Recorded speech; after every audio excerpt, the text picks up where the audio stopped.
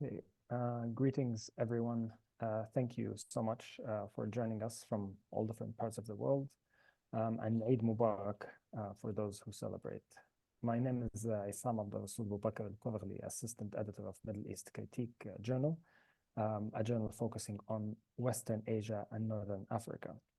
So as a journal, we decided to launch this open pedagogical initiative called Ramadan Course on Palestine and Imperialism. And just for some grounding, it has been exactly 6 months since the beginning of genocide of the Palestinian people in Gaza, and there are a number of reasons why we're offering this course. First, the course has been put together and launched in support of the people of Palestine and their call for a global wave of action during Ramadan and after, so even today and next week, where people from all walks of life dedicate their time and abilities to end the genocide happening in Gaza. So as academics, scholars, and activists, we decided that our abilities could be better put at the service of this global wave of action by organizing an educational platform that is open, accessible to the general public. Even more so in light of the silencing and the censoring of numerous academics within public and private educational institutions across the globe that have been trying to speak logically on these issues.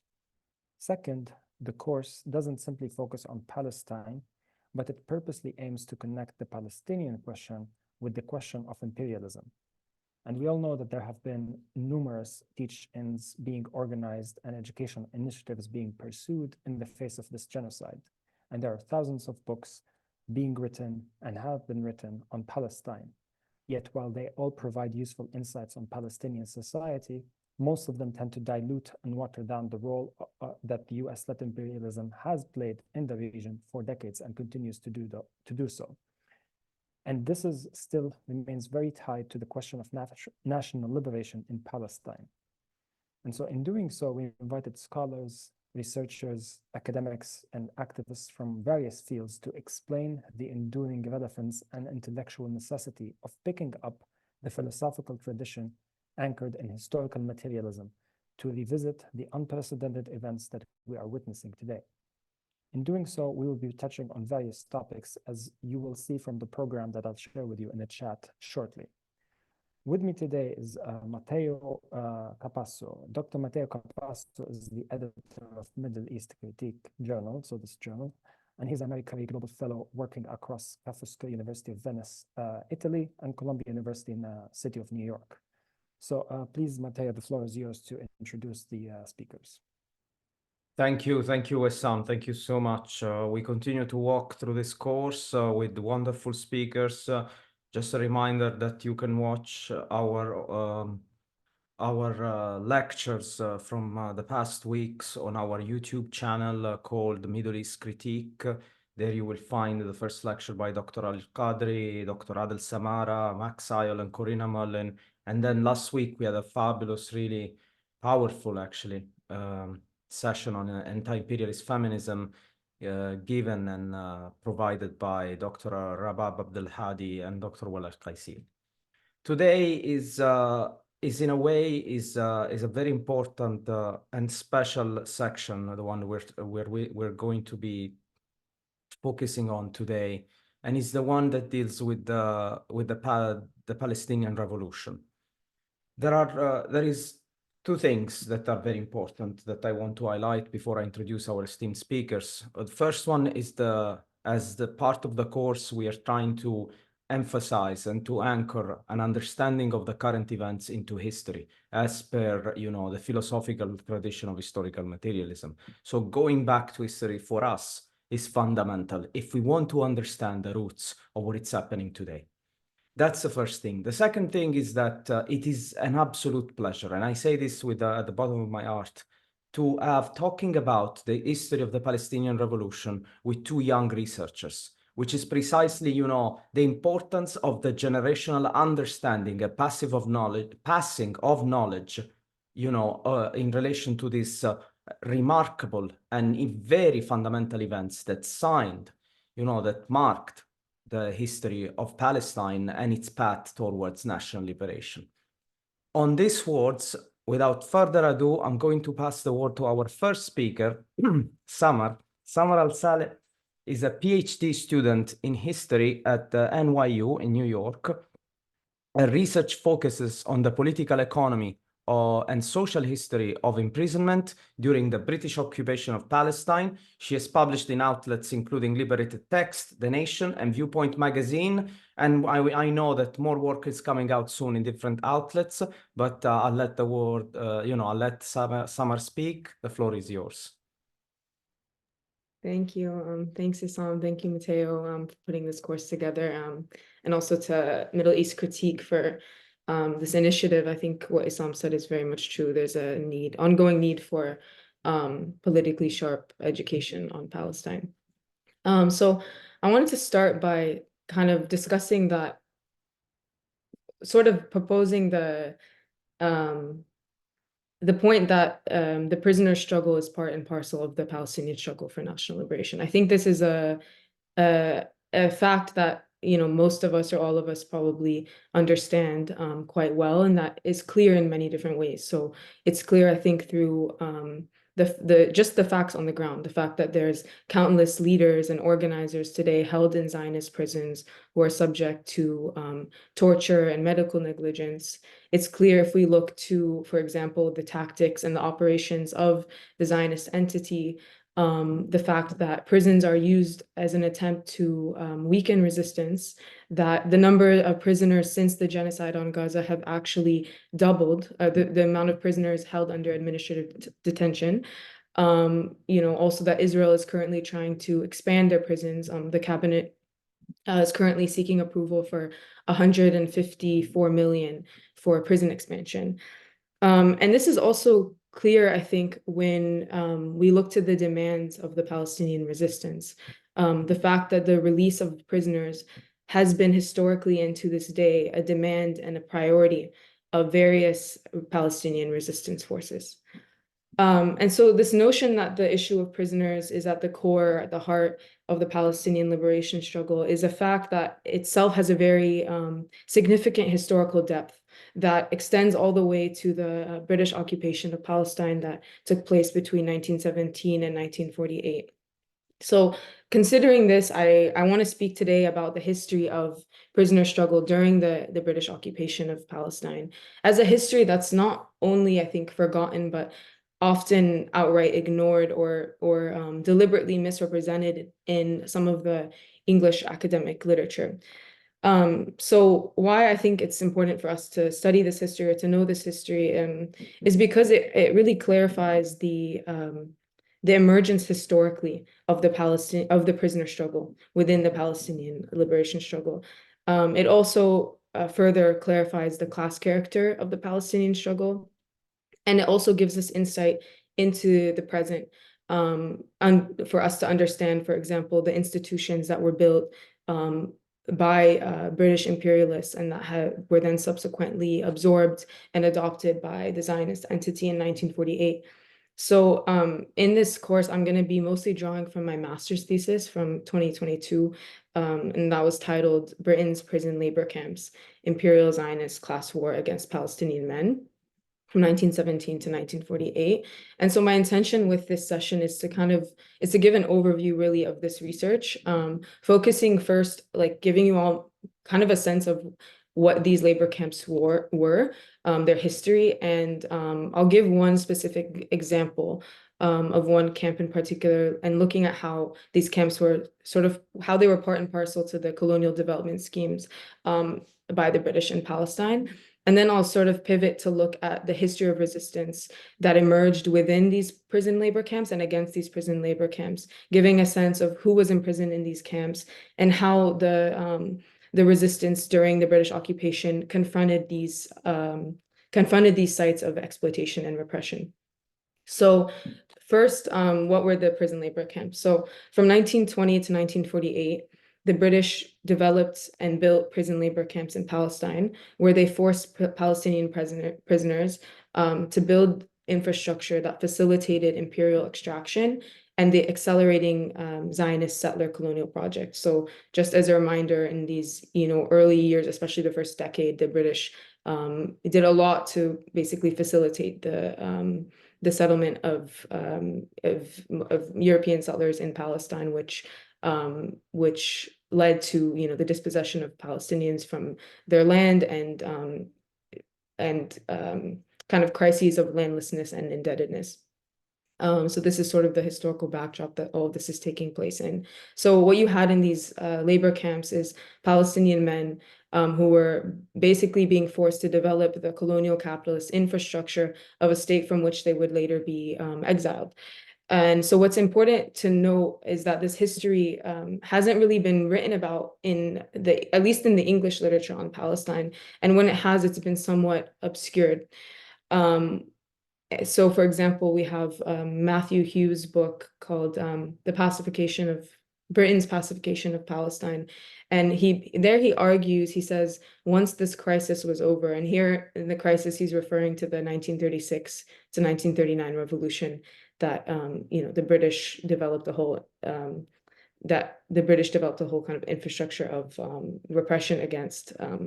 But so he says that once this crisis was over, the Mandate State released detainees and closed detention camps. But this is actually like very far from the truth. The British actually, not only did they not develop them starting in 1936, they started developing them from the beginning of the occupation.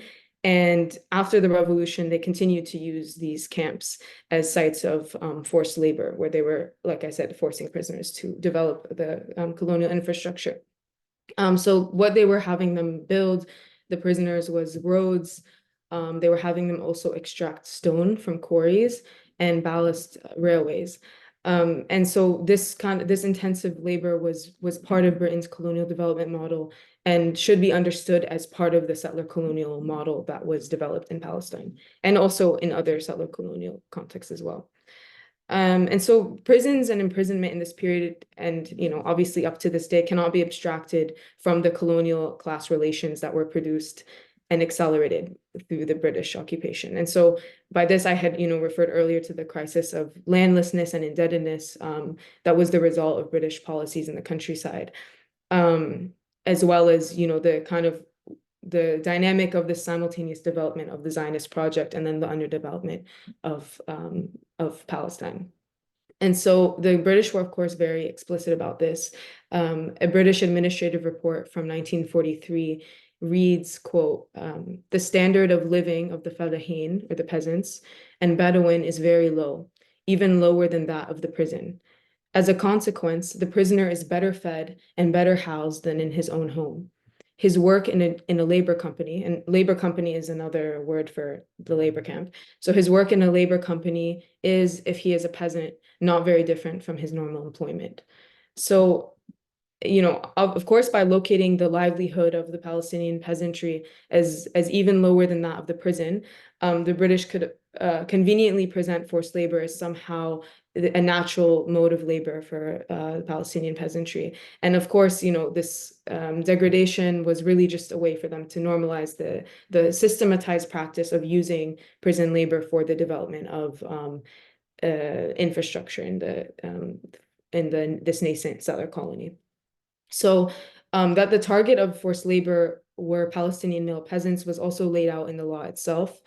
This law codified a racist system of classification where forced labor was reserved for non-Europeans.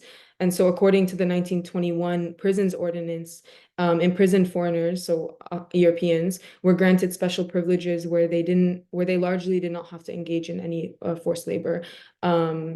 And so the ordinance also contained a system for classifying prisoners where those who were sent to imprison with or without the option of a fine or in default of a payment of a fine, they were employed in what they called arduous labor.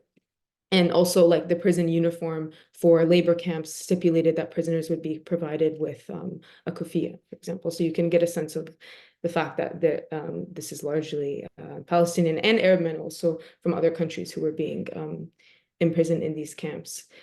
So I'm going to kind of turn to speak about a specific case study that I think can lay out for us a little more clearly how the British relied on the exploitation of prisoners. So in my research, I've looked at a few different labor camps, and the one I'll focus on right now is called Nur Shams. Nur Shams is often referred to as jail labor company #1 in the British documents. And so, like, as I said, these labor companies were in practice groups. There would be groups of like hundreds of prisoners who would work in a given area on a specific like colonial development scheme. So some of these prison camps like moved to different locations and others remained in the same place. Nur Shams was in the same place throughout the duration of the occupation. The beginning of the formation of this camp was can be traced back to like 1919, 1920, when the Palestine Railways used forced labor to build tracks.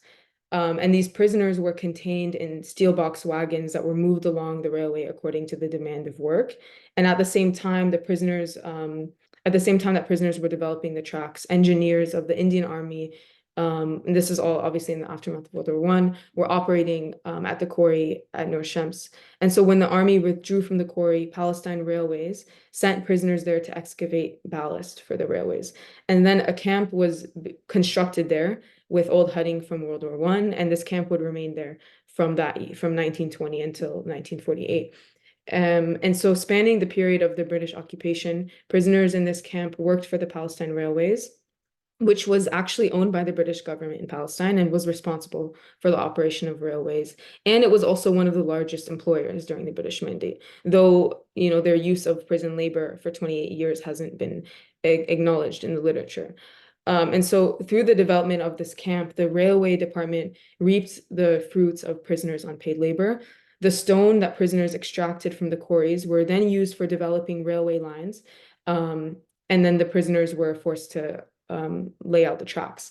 And the camp was also built approximately 3 kilometers from Tulkarem in the contemporary West Bank, and remained, as I said, at this location. And today, what's important for us to really know is that today this is actually a refugee camp inhabited by Palestinians who were displaced from Haifa in 1948.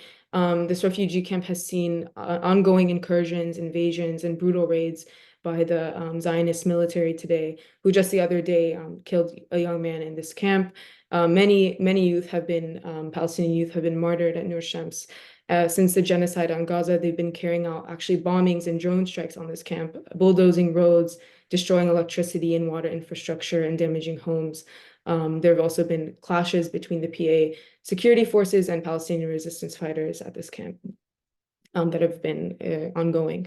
So kind of returning back to the 1920s, so prisoners in the labor camp undertook unpaid and grueling labor that was really indispensable for these colonial development schemes. So from July 1920, I'm gonna like give some numbers to give a sense of like what they were doing. So from July 1920 to December 1921, prisoners carried out work for the railway department that was worth approximately £20,000. And so like the government expended 8,000, I believe 8,000 pounds on like materials and stuff, meaning that prisoners produced a surplus value of about 12,000 for the colonial state during the first year of the civil administration in Palestine. And so Nur Shams also like would play an ongoing role in supplying the railway department with stone and labor for the railway construction. For example, in 1930, the British administration estimated the value of work performed at Nur Shams to be about £10,238.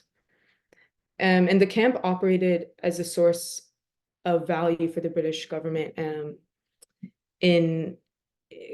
like throughout the duration, even though some of the numbers are like, I haven't been able to find numbers for like every single year, but in a document, for example, towards the end of the mandate in 1946, the railway department actually allocated £47,900 for the further development of the camp and the quarry.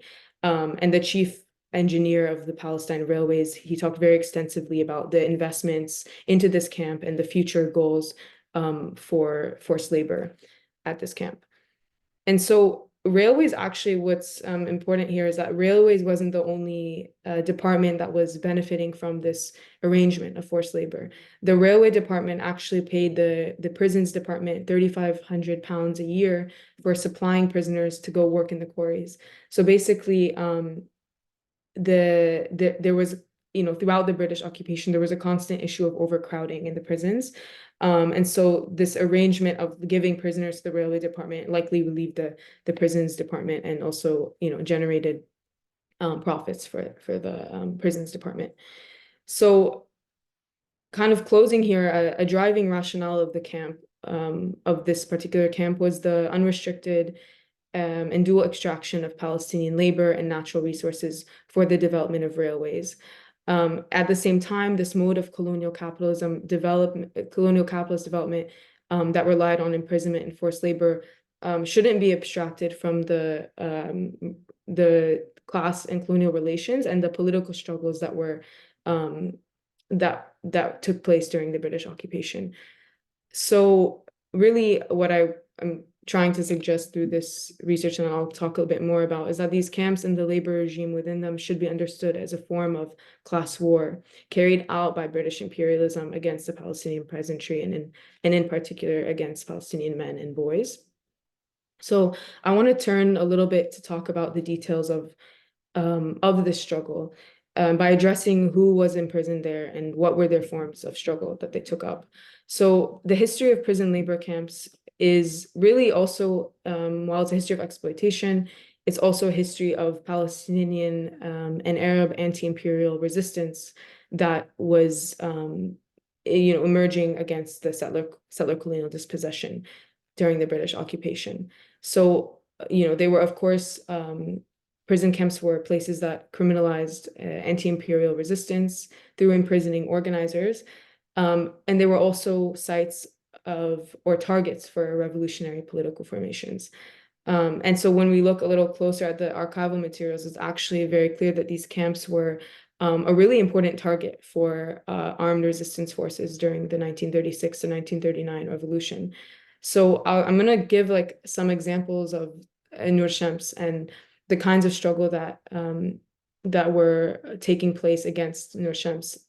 So throughout the occupation, it was really this camp was really a site of ongoing struggle. There was in 1946, for example, a major labor and hunger strike that was launched there following the martyrdom of one of the prisoners who was martyred on the job, and who was subject to medical negligence. And there was many prisoners who were killed during work in these camps. And so while it's not possible to reconstruct a comprehensive history so far from what I've been able to find of all of the men who were detained here, it is clear that many leaders and participants in the anti-imperial armed resistance were imprisoned there. And one such leader was Farhan al-Saadi. He was from Jenin. He was executed by the British in 1937. When he was in his 80s. And according to Charles Anderson, who's a historian of this period, he says that his, quote, career of resistance to the dual colonial order stretched back at least to the 1929 uprising, during which he organized a paramilitary band, end quote. So following his arrest, he served 3 years between Akka prison and Nur Shams prison. And then after that, he joined Izzeddin Qassam's underground. And so I'm sure many of you all here know who Izzeddin Qassam was. He was, a Syrian. He was from Syria. He was critical to the resistance project in Palestine during the Mandate. I recommend, if people don't know much about him, to read Mark Sanigan's book "Lightning Through the Clouds." It's a biography about him and his life in Syria, and then his political work in Palestine. So Farhan Saadi, his imprisonment in Nur Shams in the late 1920s and early 1930s is worth emphasizing, I think, because given obviously his leadership role in the Palestinian liberation and his stature along the national popular figures like Izzeddin Qassam, and it also shows us that these prisons were a mechanism not only for the development of colonial infrastructure, but also for suppressing national popular struggle and for suppressing its leadership. So this hypothesis is really only confirmed by looking at the actions of the armed resistance forces during the 36 to 39 revolution that targeted this camp. And this phenomenon should really be situated in the historical conditions of increased imprisonment and repression that was used by the British during this period. Some of you maybe have heard of Ghassan Kanafani's book on the 1936 to 39 revolution, which I really recommend reading if you haven't read it. There's a recent translation that was published with 1804 books. And in this text, Kanafani writes that the British responded to Palestinian civil disobedience and armed insurrection by striking at two key points. So he says the first was the organizational cadre, which was for the most part more revolutionary than the leadership. And the second, the impoverished masses who had taken part in the revolt and who in fact had nothing but their own arms to protect them. Nur Shams was one location in which these cadres and masses that Kanafani writes about were imprisoned. So in the first phase of the revolution, a general strike that lasted for 6 months took place. And there the British imprisoned a spectrum of street and village activists as a major component of a strategy to suppress the rebellion, according to Charles Anderson. And in that period, strike activists were sent to Nur Shams prison labor camp, along with other prisons in Palestine. The summer of 1938 witnessed an escalation in the mass detention of Palestinian and Arab men, which, according to Anderson, was often combined with forced labor and other forms of punishment. And so, for example, on July 20th, a multi-day combing operation was initiated in the areas of Tulkarem, and basically its purpose was to arrest all males between the ages of 16 and 60 and to bring them to Tulkarem and the prison camp at Nur Shams for what was described as questioning.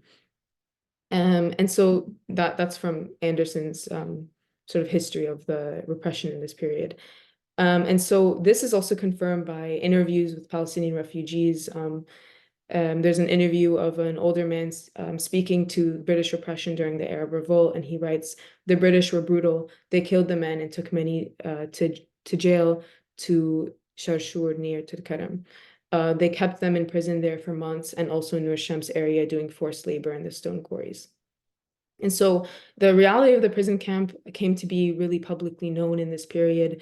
There were news reports, and national committees actually went to carry out investigations of the injustices faced by the prisoners at Nur Shams. I found recently an article it was an article written at the time by a Palestinian lawyer who wrote about Nur Shams and the experience of a Palestinian man who he met who was formerly imprisoned there. And in this article, he calls upon the national committees and Arab lawyers to look into the injustices of the prison, to raise them to the British government and to strongly protest them. So while some, sectors of, approached this imprisonment through petitioning, others interrogated the prison through armed struggle. So as Kanafani narrativized it, he says, as the conflict became more and more acute, the gun was to become the instrument which destroyed the age-old walls of the cult's submissiveness and suddenly became able to pierce the heart of the matter. So this transformation in the Palestinian national movement towards armed struggle as the dominant strategy is evident in the history of confrontation in and against the Nur Shams labor camp. So throughout the revolution, armed revolutionaries carried out attacks on Nur Shams. And this was reported by many Palestinian newspapers, as well as the Zionist paper that was called the Palestine Post. So in 1936, in August, during what's known as the first phase of the revolution, a paper reported that revolutionaries attacked Nur Shams and fired shots at soldiers who responded with cannons in a battle that lasted for 2 hours. On December 15, 1937, the Palestine Report reported that at 10 o'clock Monday night, some 40 to 50 shots were fired at the jail labor company at Nur Shams from an adjacent hill. There were no casualties, but a few stray bullets hit the prison building. And such accounts of the armed resistance against the prison labor camp continued into 1938, significantly this being the year that witnessed escalations in armed struggle, and as mentioned earlier, also in mass detentions. So in February of 1938, a paper reported that anonymous people attacked Nur Shams by firing bullets upon it. The British then responded by mobilizing various forces. The occupation flew planes over the mountains and areas neighboring the prison in search for the resistance forces that were who had attacked the prison. And the director of Nablus police at this time embarked with a force of police and dogs to track them down. A similar attack on the prison took place just a month later in March 1938. when anonymous people fired shots at Nur Shams. Shooting at Nur Shams was also recorded to have occurred in June of that year, as well as in December. So the consistent targeting of Nur Shams suggests that the weakening of Britain's prisons and its system of forced labor, as well as the attempted freeing of Palestinian prisoners, was a consistent strategy that was employed by forces of the Palestinian Revolution throughout 1936 to 1939. And so this resistance strategy in targeting this institution of forced labor and repression also, actually did effectively sabotage colonial production. So in a 1939 report that was written by the general manager of Palestine Railways, his name is C.R. Webb, he accounted for the comprehensive forms of sabotage that the Palestinian resistance carried out. So the railway suffered severely in profits due to this strategy. In just the year 1939, there was 690 separately recorded cases of attack and sabotage or attempted sabotage. And in his report, Webb said that the section of the railway line, the Tulkarem Nablus railway line beyond Nur Shams, also remained closed to traffic during the 1938 to 39, following previous damage to bridges by sabotage.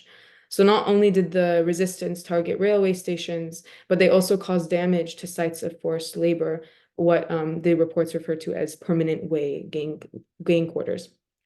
So based on Webb's complaints, this practice likely functioned as a sort of constraint on superexploitation, impacting Britain's ability to extract forced labor in the prison camp.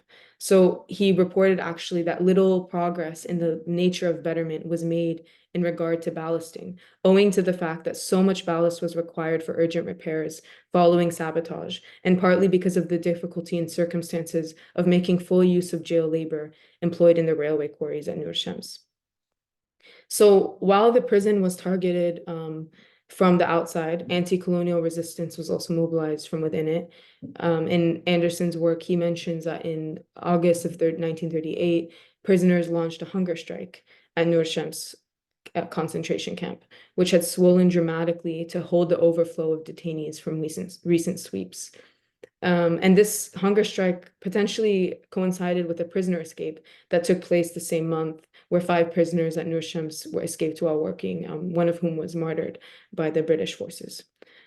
And so kind of another story I wanted to get into is, and sort of moving away from Nur Shams to another camp, focused on, or it was called the jail labor camp number 2, which was at Lit, which is on the coast near Haifa.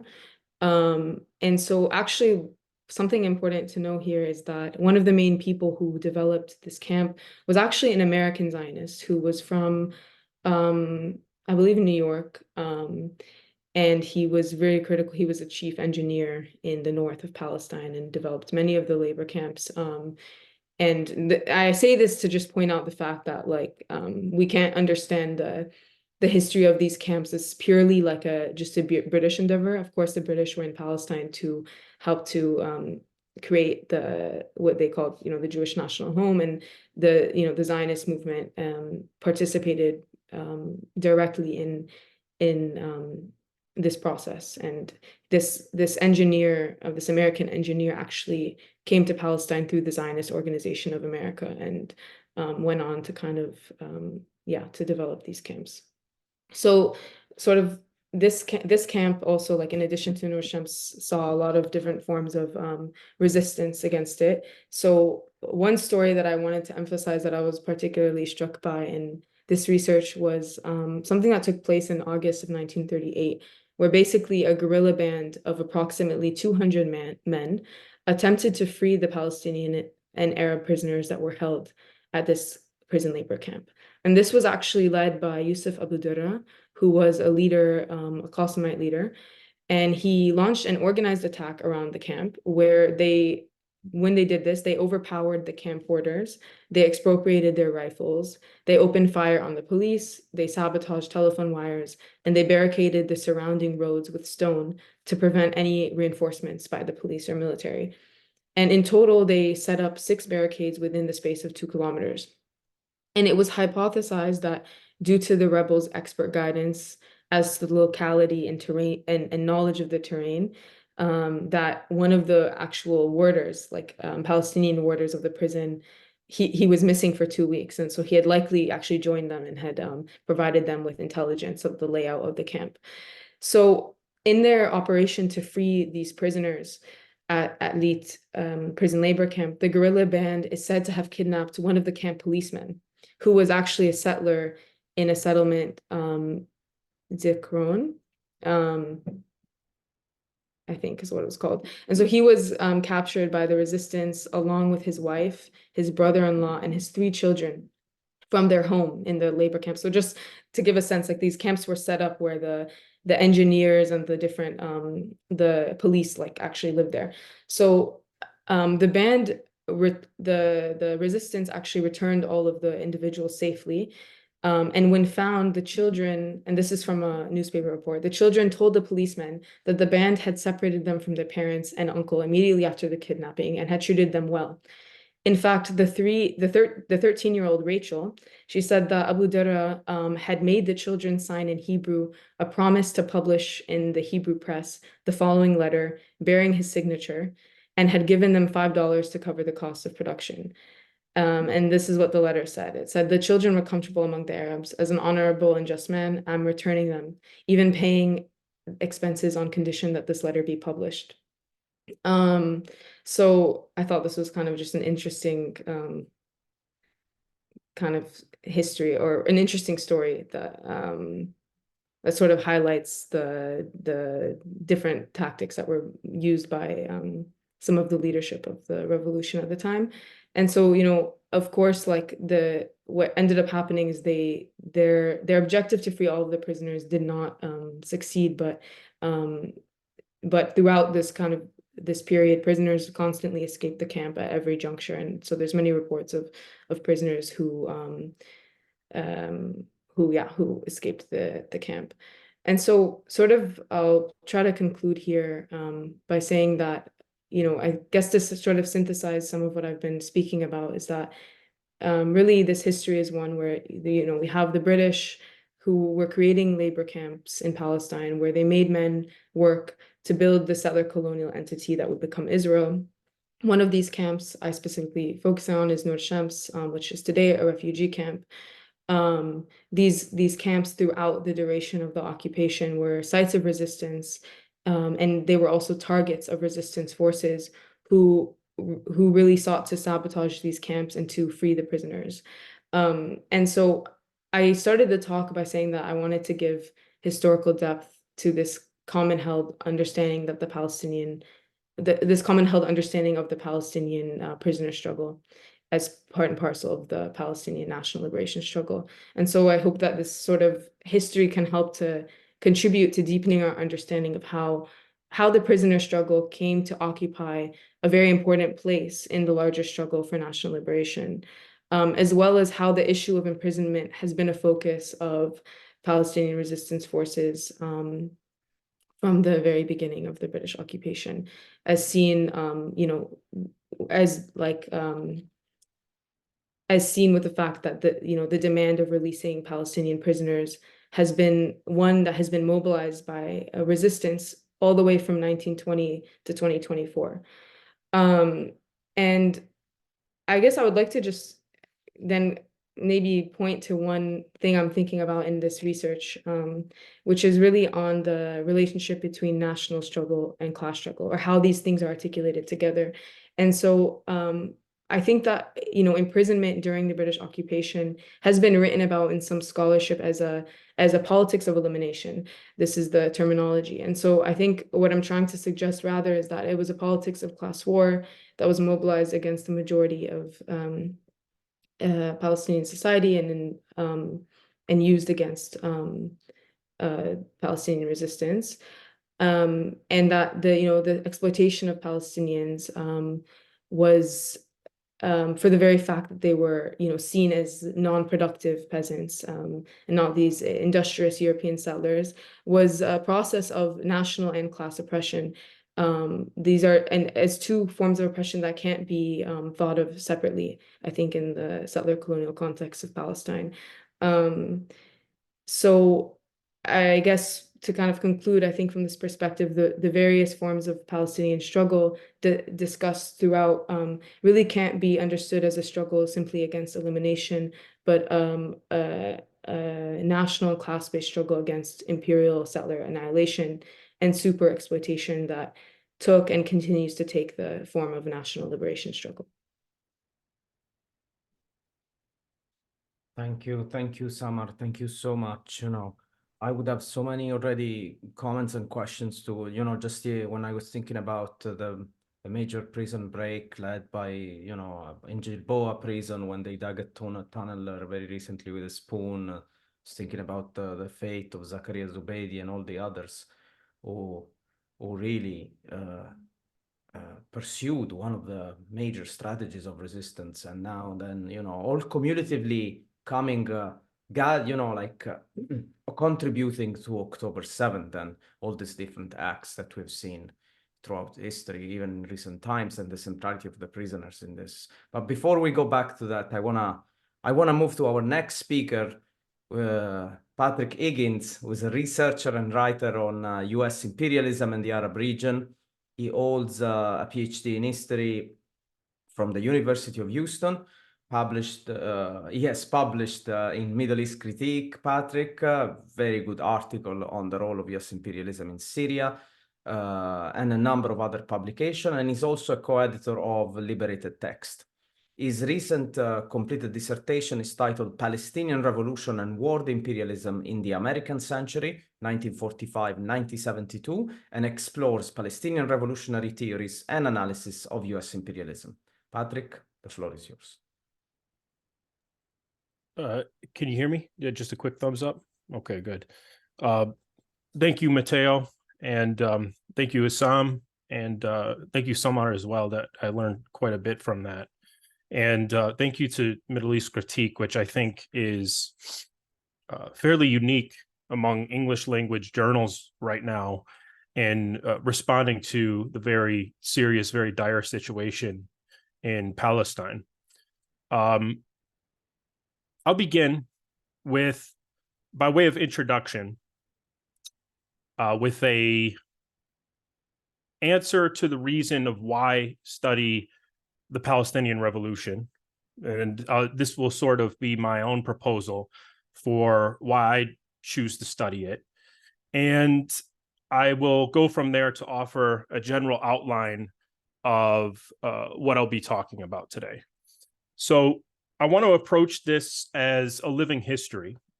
I want to eschew the closed timeline of the Palestinian Revolution as it's normally conceived from 1965 to 1982, with a clear beginning and end, that is with the first Fidai operation, and then ending in 1982 with the routing of the PLO from Lebanon.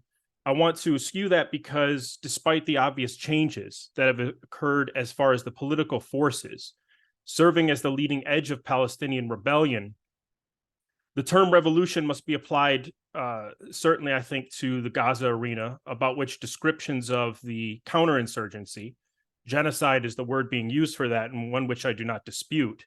But typically these descriptions predominate over descriptions of resistance.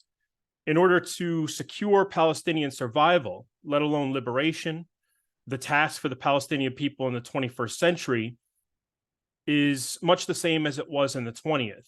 To turn resistance, which is inevitable, into revolution, which without theory or strategy becomes impossible. And history also is not synonymous with chronology and cannot be encapsulated by mere timelines.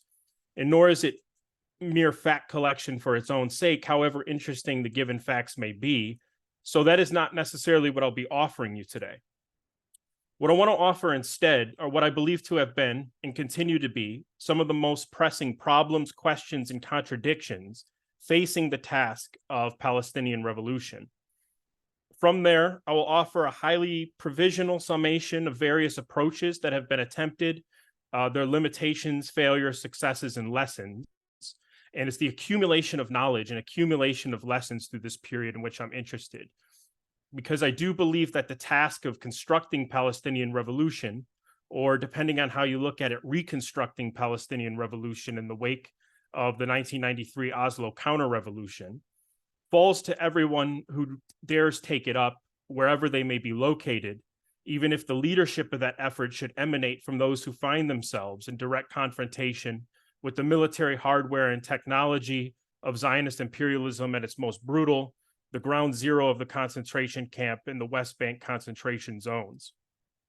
Now, each era of revolution introduces new problems and contradictions.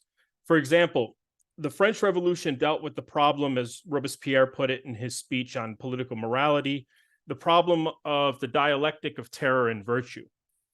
The Bolshevik Revolution carried on that old problem from the French Revolution, combined with the need for rapid industrialism or defensive development in an increasingly connected and hostile world system. And to those problems, we could add contradictions between city and countryside. And then the anti-colonial revolutions of the post-war 20th century, the national liberation movements in China, Algeria, Vietnam, Korea, posed the problem of how the guerrilla wars waged by smaller majority peasant nations could be converted into enduring social revolutions, then rendering sovereignty as something more than nominal to protect and deepen gains for the population at large on the material and cultural levels. Although on the whole less studied, the study of the Palestinian Revolution is more pressing today for several reasons. First of all, it introduces the problem of carrying out revolution among a majority refugee people. And as these wars of accumulation start to expand and US-led imperialism becomes more destructive, we see the swelling refugee populations among the world's dispossessed, among the world's proletariat. Second, it is unique among national liberation movements for its continuation into the 21st century. And on top of that, it is waged against colonialism in its most direct exterminationist form, settler colonialism. Third, it today confronts very 21st century problems: techno-military enclosure at all levels of life, the attempt to dominate totalistically through GPS tracking, facial recognition, drone surveillance, and warfare, and incessant data collection. I would even argue that in those departments, the Zionist entity builds upon the computer classification systems used to organize mass extermination in the 20th century. I'm talking about precedents such as the IBM programs activated in the Nazi death and concentration camps, and the computer systems of the CIA's Operation Phoenix in Vietnam. That was the Intelligence Coordination Exploitation Program. Today, Israel's Blue Wolf system, for instance, in the West Bank is a successor program seeking to make basic organization, which is essential to revolution, impossible. All of this is to say nothing about the specter of dumb bombs, white phosphorus, of technochemical holocaust. And so, as we retrace our steps through the period of the 60s through the 1980s, we are tracking the history of innovation and methods of resistance against evolving techniques of counter-revolution and counterinsurgency, elements of which are making their ways, even where I am, into the US cities and workplaces, often to forestall the most rudimentary of rights and liberties: free assembly in the public sphere, unionization in the workplace, basic freedom of speech.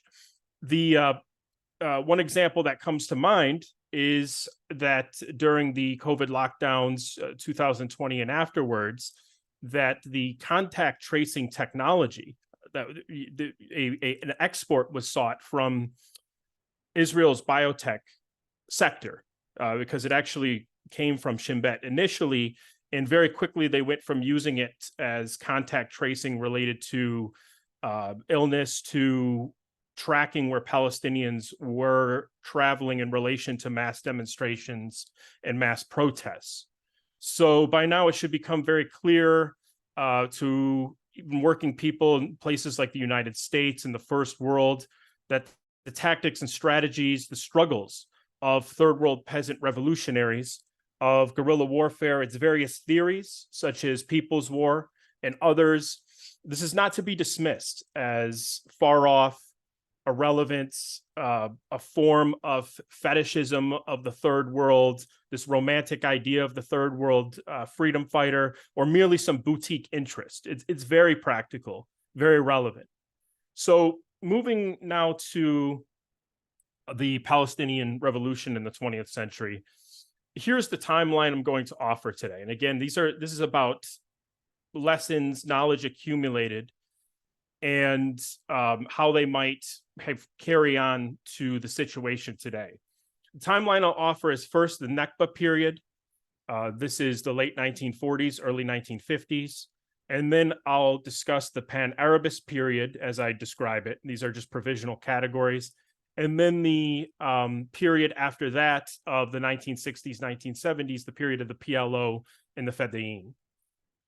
In each of these eras, these periods, I'm going to describe the overall conditions of struggle, the role of U.S. imperialism in that era in the region, and then the responses of the resistance at the time.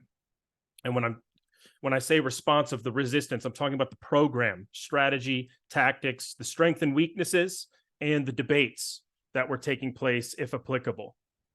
So first, a brief overview of the Nakba period. The overall condition in Palestine was one of mass disorganization. There was a party that attempted to be representative, the Arab Higher Committee, that was made up of other parties of the previous era. But the kind of resistance structures Samar was describing had largely been dismantled and destroyed through very brutal counterinsurgency. And so that left open a problem of disorganization. And actually, I think a quote that describes it well comes from Konstantin Zarek, who wrote in The Meaning of the Nakba, this book. It has an English translation. I suggest that people read it. He wrote that, let me get the quote for you that I wanted to focus on. No,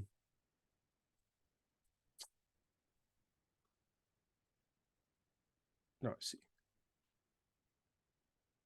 So this is his appraisal of the overall situation.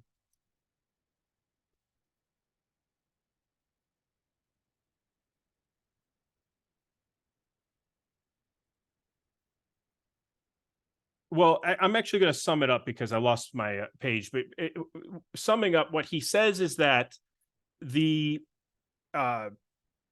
Palestinian resistance in the Arab region in general has to confront the fact that they are up against this technologically equipped, superior enemy that has the world powers at its side.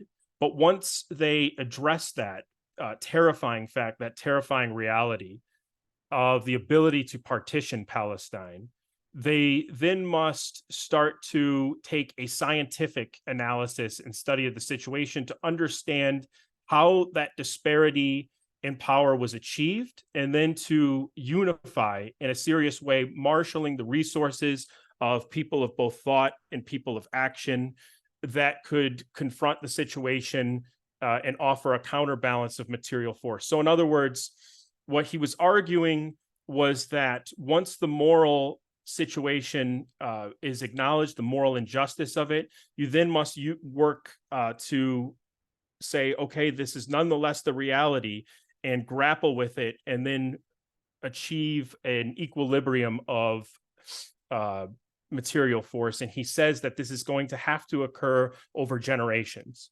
that it's not something that's going to happen overnight. And this is why the knowledge being transmitted from one generation to another is so crucial.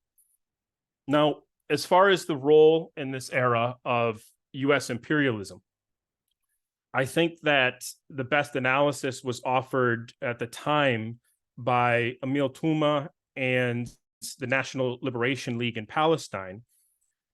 They'd argue that essentially the United States had been the base of operation for the Zionist movement, had replaced, therefore, the Britain and the British Empire for the Zionist movement since the Biltmore Conference of 1942. That was the official transfer and the base of power for the global Zionist movement. And then also the UN Committee partition that was adopted ultimately in 1947 had been based on prior plans that were conceived inside the United States, within the US state. And actually, that's part of the reason why also the Arab Higher Committee in 1947, after the partition resolution was passed in November of that year, declared the United States the #1 enemy of the Arabs, officially replacing the US empire.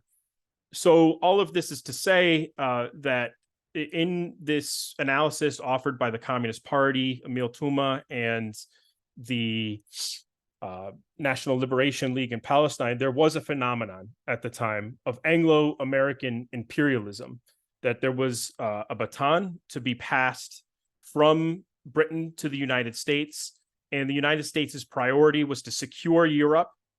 The US needed to therefore secure transport and trade within the Mediterranean, and so it would try to keep certain British bases from being decommissioned, in particular in Egypt, because Egypt could provide a rapid deployment base from which to launch attacks against Palestinian resistance in Palestine.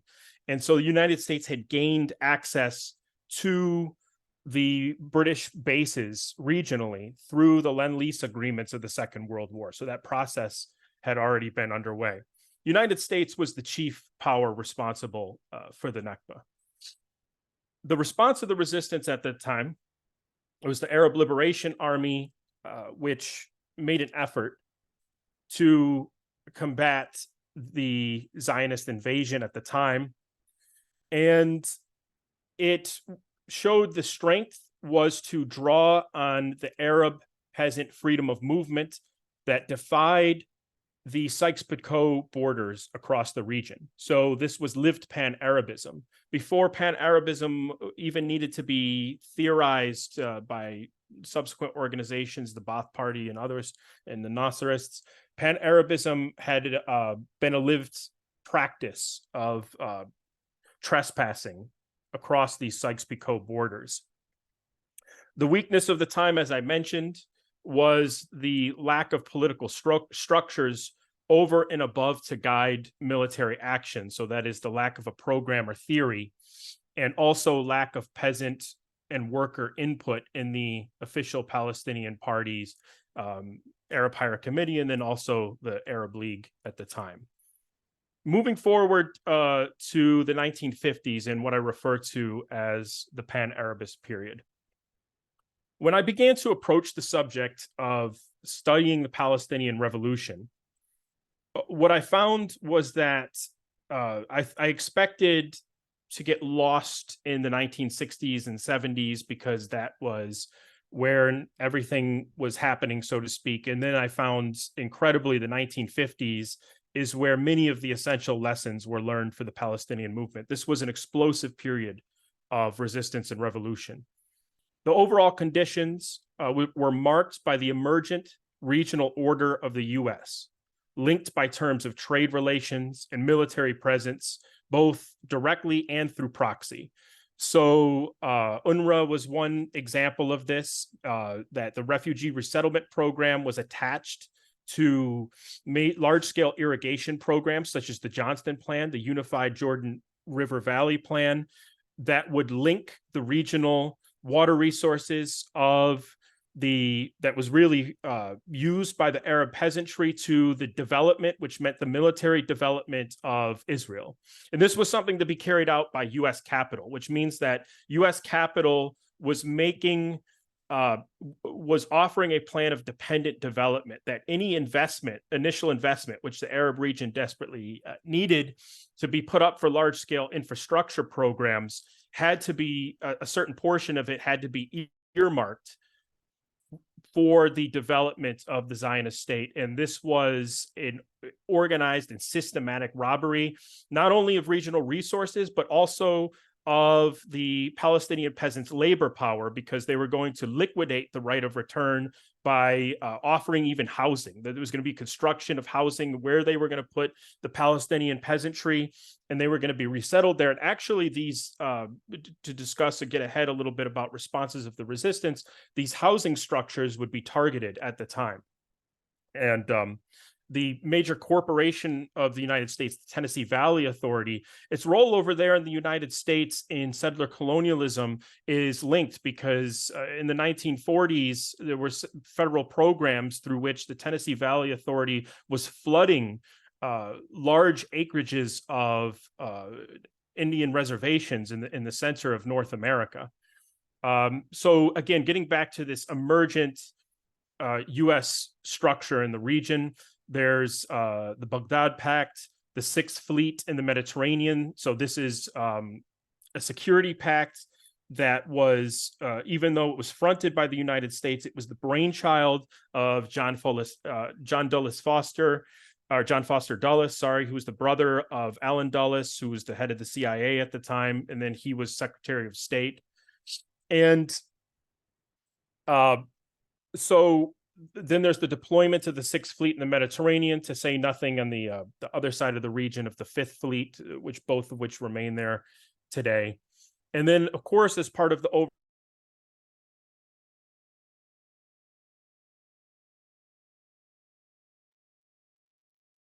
Is it just me, or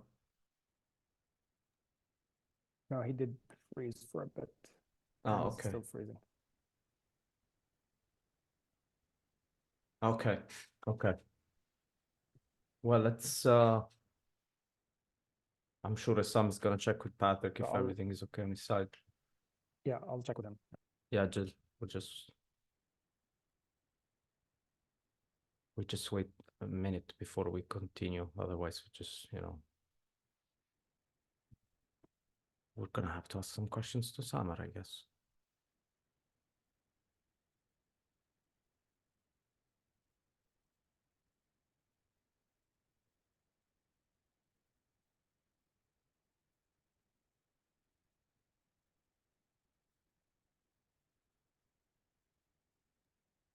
He said he'll join shortly. Okay. Yeah, unfortunately, we had some episodes of difficulties to connect, also to start some of the previous webinars. There you go, it's back. Okay. Can you hear me? Yeah. All right, excellent. I'm sorry for the technical problems there. Where did I leave off, if you don't mind my asking? Where did I freeze? You were talking about John Foster Dulles. Okay. So there was, in the response to the resistance, you see the rise of the Nasserists, the Baathists, and the movement of Arab nationalists to regionalize, that is, to link these revolutionary efforts crossing borders and strengthening common struggles to overcome, rather, the regionalisms of Sykes-Picot. And I refer to this process because it allows for knowledge and tactics and strategies to be exchanged across the region of flourishing. I refer to it as internationalism on a regional scale, because the internationalism must go through the local context. In Africa, it passes through Pan-Africanism. In the Arab region, it passes through Pan-Arabism. And these Pan-Arab organizations also provide a political home for Palestinian refugees to exercise some form of input, some form of power themselves. And they engage in mass demonstrations, general strikes, hunger strikes, major confrontations with police at the American University of Beirut in 1954 against the Baghdad Pact. And also there were armed attacks on sites of imperialist reproduction, and Palestinian refugees gained their initial military experience in many cases through these Pan-Arabist militias, in particular in Jordan in 1958. And at the effort at that time was to have these states to push them to join a larger Arab federation under the leadership of Nasser. But what actually ends up happening is that they develop this essential military experience and training. So the strengths of the period were quite considerable, because there existed a dialectic between the Palestinian cadres and the Arab nationalist states. The Palestinians maintained general freedom of movement and co-organization with Arabs in other areas, introducing to new ideas in other theaters. The Arab nationalist republics also were able to offer sovereign territory and resources for the studies of development and imperialist plans. For instance, during the merger in 1958 to 1961 between Egypt and Syria, that they were able to convene meetings of engineers set up and structured as an independent, their goal being development and an independent Arab nationalist bloc that does not depend on the US-led capital. And these engineers studied how much water would be drained for these resettlement projects over a given period of time, and therefore what unequal exchange and resource capture would look like. There is clarity that leads in the form of the United Arab Republic to efforts to support what I think was an early version of what Samir Amin refers to as delinking. And what becomes revealed also is the interrelated nature of this imperialist system, this US-led world order, regional order, that in order to combat it, there is required a regional and international counter project, that the Palestinians are not strong enough necessarily to act and confront it on a regional scale by themselves.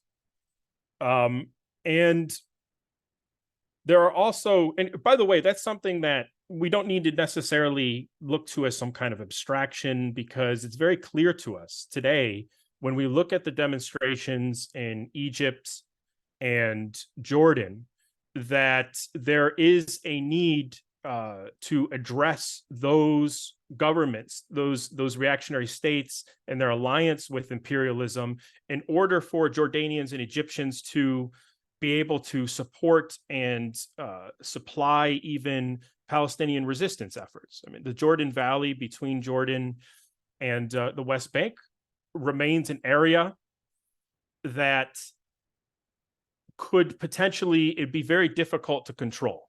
And as the Al-Aqsa flood operation showed, there are limits to control, of total control, even with GPS tracking and so on. So there is a need to address the issue of those states that are linked through the United States.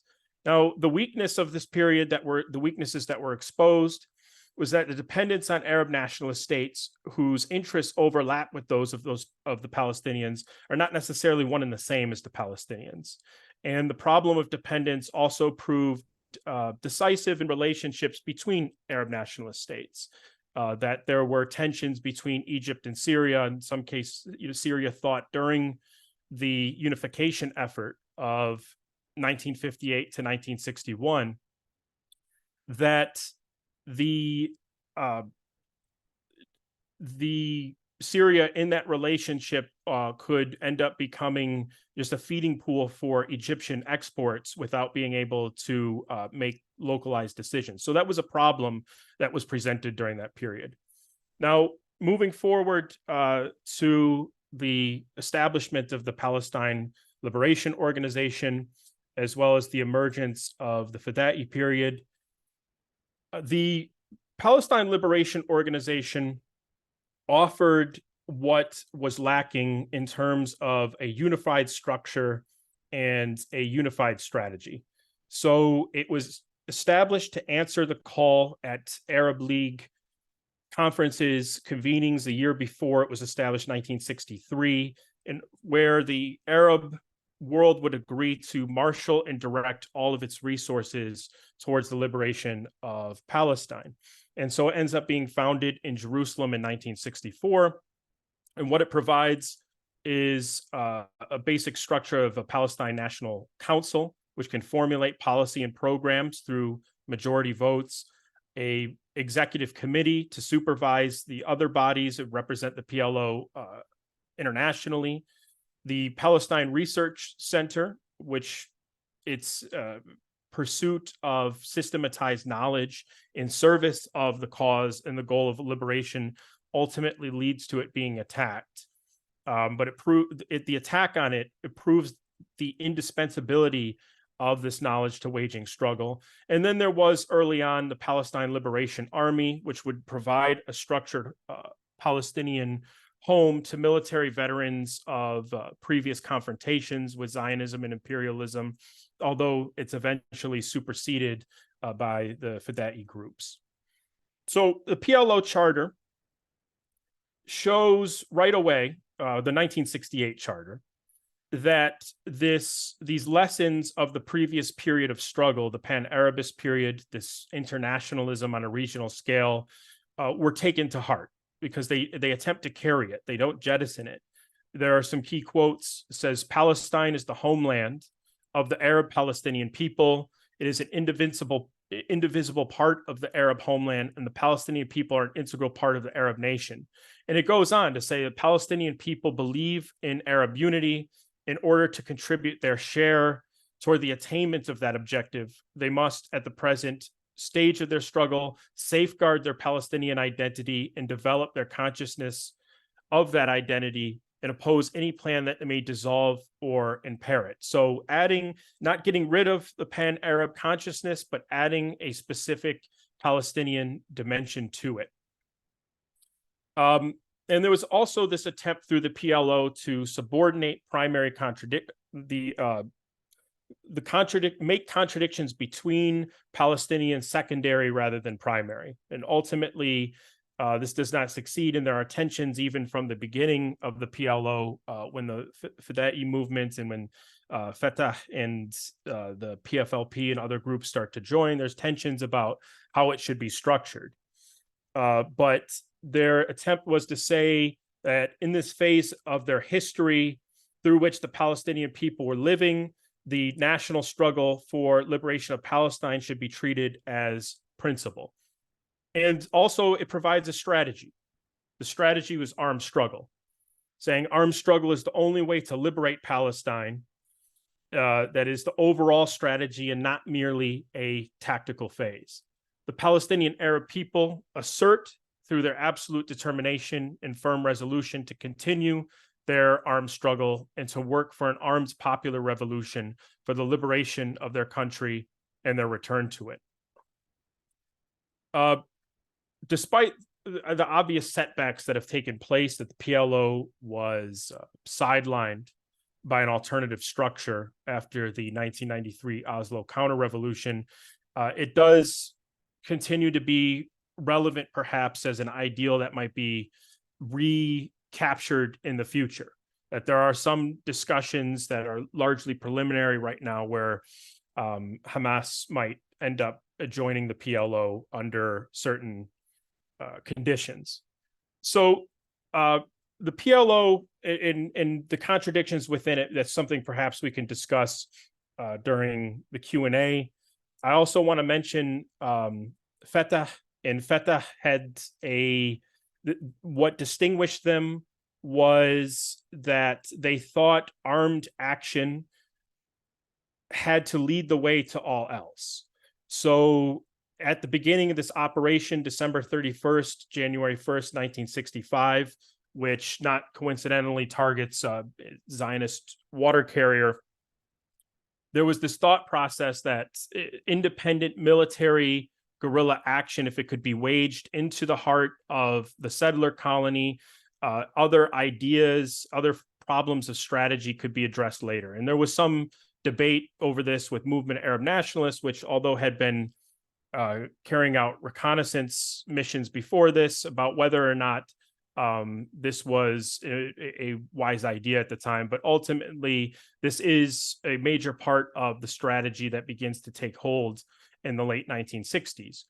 Although eventually the the issue of political theory, political strategy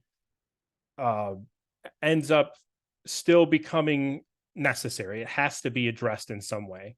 I'm reading memoirs right now of a Fatah journalist named Nazi Abu Nadal. And one thing that they discuss is that in the training camps, he was eventually appointed by Abu Ali Iyad to provide starting points for principles, goals, and ideas. And a lot of what they were providing to the military cadres in places like Syria, where they were being hosted in the refugee camps, was history much like what we're doing today. The experiences of the 1936 through 1939 revolution in Palestine, what was then the contemporary history since the beginning of the 20th century in the Arab world, as well as international revolutions through which they could compare and contrast their own cause. Specifically, this included the Algerian Revolution, the Bolshevik Revolution, China, Vietnam, Cuba, the Basque Uprising, the Basque Liberation Struggle, and the north of Ireland, the Irish Republican Army. And what I think this example shows is that even though armed struggle was the strategy and not merely a tactic, that intellectuals, much like artists at the time, had a unique role to contribute, to be marshaled into the service of the cause, into the service of the revolution, so that they could be organized, disciplined, and actually be part of the structure rather than off doing their own thing. Now, the PFLP, the way that I'll address the PFLP right now is looking at what I think were two of their major contributions from a theoretical standpoint. The first is that in their 1969 pamphlet, Strategy to Liberate Palestine, I don't think that their formulation about who constitutes the enemies of the Palestinian people has been improved upon since. It's very good. It says that it's the state of Israel, the Zionist movement, that is the international Zionist movement, reactionary Arab regimes, and at the highest, is world imperialism. I'll discuss the concept of world imperialism in that particular phrasing more momentarily.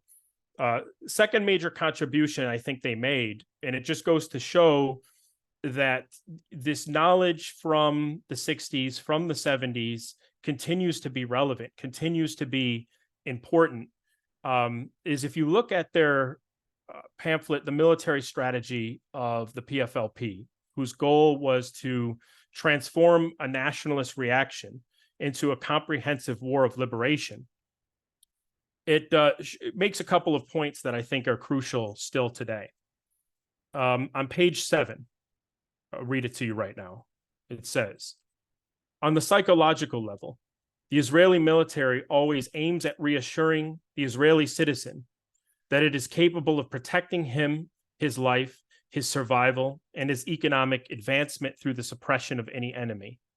After June 5th and the quick victory, which Israel effected, various long-range aims of the war were supposed to materialize, referring to the 1967 war here. Aims which may be summarized as the implementation of security and stability for the Israeli citizen. However, the resistance movement has prevented Israel from realizing that aim and from benefiting from its victory. It deprived her of the fruit of victory, peace of mind within Israel, whether in terms of military expenditures or of the disruption of development programs, etc. The resistance movement, through its blows at economic and civil targets within the territories in the 1948-1967 wars, has been able to render that peace of mind and security absolutely non-existent.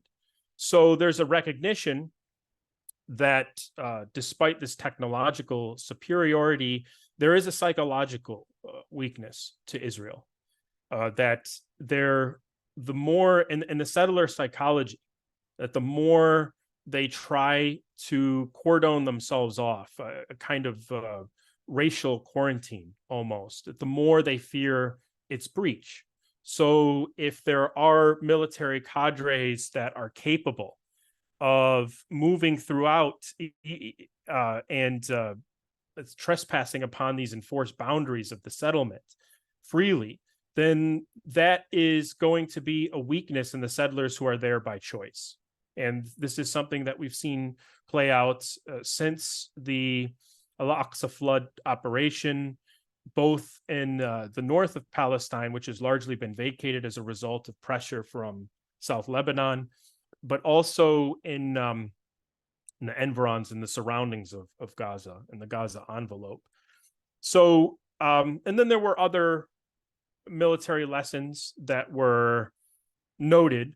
One of them involved, on page 15 of that pamphlet, there were arguments made about the role, the structure, the nature of the Arab armies, which is that they were set up to be defensive and not offensive armies, which is why it was necessary for the Palestinians to use the strength, the refugees to use the strength that had been realized in 1936 and 1948 of freedom of mobility, the defiance of the Sykes-Picot order, because this allows them to move into the heart of the settler colony.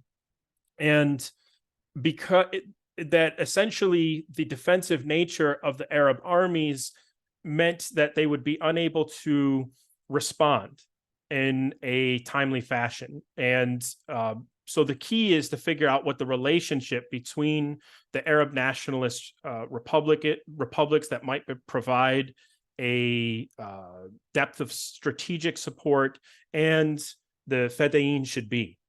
So in Syria today, Syria is frequently bombed by the by Zionist warplanes and has been ground down over 10 plus years of this attrition war waged against it by Israel for its support for Palestinian resistance forces.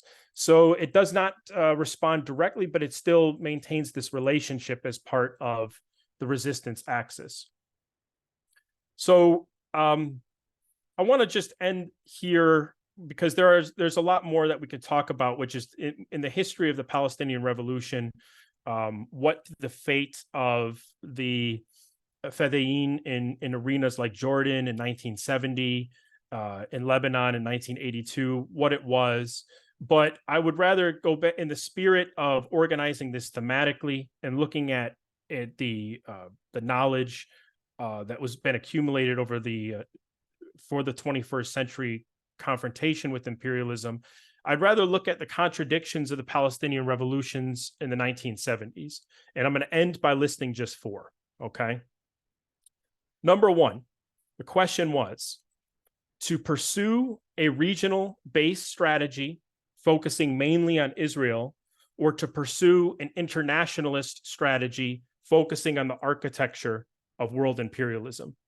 Now, this phrase world imperialism this is the phrase used in Strategy to Liberate Palestine. It may seem on the one hand redundant because imperialism by its nature is global, it's of the world. But the reason I think it's useful is because the Palestinian resistance forces had recognized that imperialism is a system and that the head had changed. The head was once the British, now the head was the US. So behind whoever that head might be at a given time, there is still the structure of world imperialism. And the studies of imperialism at the time being made by researchers within organizations like the PFLP was very much looking at the US on the basis of the realization that it was the binder of the regional order. It was the mediator. When Jordan had normalizations, of course, long before 1970, but when Jordan is fully incorporated through counter-revolution against the Palestinian forces in 1970s into the US regional order with Israel, it consecrates its relationship in a backdoor fashion through the CIA. The King Hussein, eventually he's in the direct pay of the CIA. So what is the United States? The US is the glue of this regional order. So other ways to phrase this question It could be the Popular War of Liberation, which is represented by the strategy of George Habash, versus chasing the enemy everywhere. And oftentimes this is a phrase attributed to Wadi Haddad, but I think that I actually came across use of this phrase in earlier issues of Al-Hadaf, where they were looking at even regions like Southeast Asia as the war against Vietnam, Laos, and Cambodia, the US war there was coming to an end.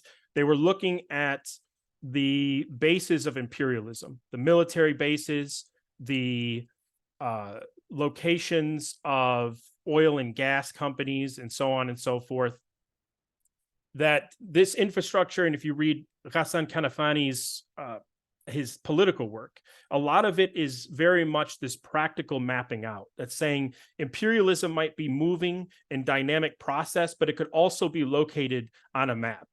So this research is to help with the question of what is to be done for those who already believe the situation is unjust. And I want to be clear that this idea, chasing the enemy everywhere, will not look like, for instance, the external operations of the 1970s, because we don't live in the 1970s anymore. In some ways, the situation's more challenging because global travel is more tightly surveilled and monitored. But at the same time, in some ways, for prospects of Palestinian revolution, it's more favorable, the conditions, because there are larger Arab diasporas now in the imperialist countries, and there's more sympathy among the general population, which shows more possibilities of what can be done. And besides, even right now, what is Ansar Allah doing if not chasing the enemy everywhere with their hybrid capabilities and stopping the commercial traffic going through the Red Sea? Okay, real quickly. Number two, there's the question of the stages strategy of liberation that recognizes 1967 borders versus the rejectionist front, which takes different forms, initially led by the PFLP, but even within Fatah, there's significant disagreement about this. Question number three, what kind of alliances must be built locally? Who are our enemies? Who are our friends of the Palestinian revolution? The conditions generally apply. You have monarchist conservative states versus Republican nationalist states, although there will also be and have been contradictions, major contradictions between Republican nationalist states. Egypt, which is since defected, but was active at the time on the resistance side of the equation. Then Libya, Iraq, Syria, there's different possibilities and strategy. So the idea, though, that the Palestinian resistance can advance without such depth of support is unconvincing. And I would say that this is relevant to the importance of the war on Syria over the past decade plus, for instance, because if you compare the military capabilities and strategic planning of the Second Intifada, which was this great, it was a period of reconstitution for the resistance. If you compare that to the emergence of the strategic depth of the resistance axis, you see differences in what's possible in terms of planning and in terms of actually developing a strategy on a region-wide and even international basis. And then, of course, the number four question, what kind of alliances to build internationally? The question then was guided by the Sino-Soviet split, and there were different possibilities afforded by alliance with China in the early 70s versus the USSR. But of course, that question looks much different today. So I want to put those questions before us. The answer, it's not necessarily a matter on either of these, on some of these questions, like the first one, chasing the enemy everywhere versus Popular War of Liberation, of either or. But now we have to ask ourselves, how do we, if we want to combine these two strategies, or that is, if the Palestinian movement wants to in Palestine, how could that be done in current circumstances? So I'll leave it right there so we can get to Q&A. Thank you. Thank you, Samar and Patrick. That was, I'm not an expert at all on Palestine, but this was very much enriching for me, and I hope so as well for the audience.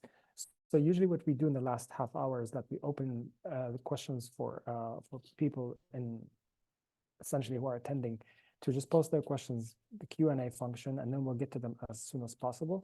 And so please use that. But myself and Matteo, we have accumulated questions on our own, and then we can ask to just, and share and have Samar and Patrick to share their answers with us. But if I may, Matteo, I'm going to just jump right in because we don't have any questions yet.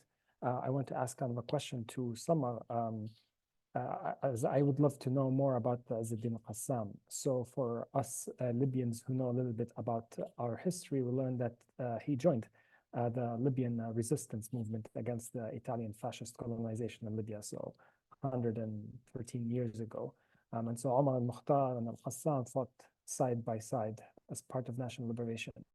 But obviously this kind of zeitgeist, or this kind of political awareness that people like Omar al-Mukhtar and people like Izzeddin al-Qassam had, they weren't necessarily very prominent. So can you tell us a little bit more about who is Izzeddin al-Qassam, his politics, and how did he become such a figure? Okay, there is a question already.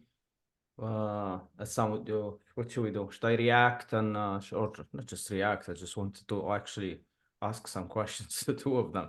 It's been so interesting to, and I was so focused listening to the two of you.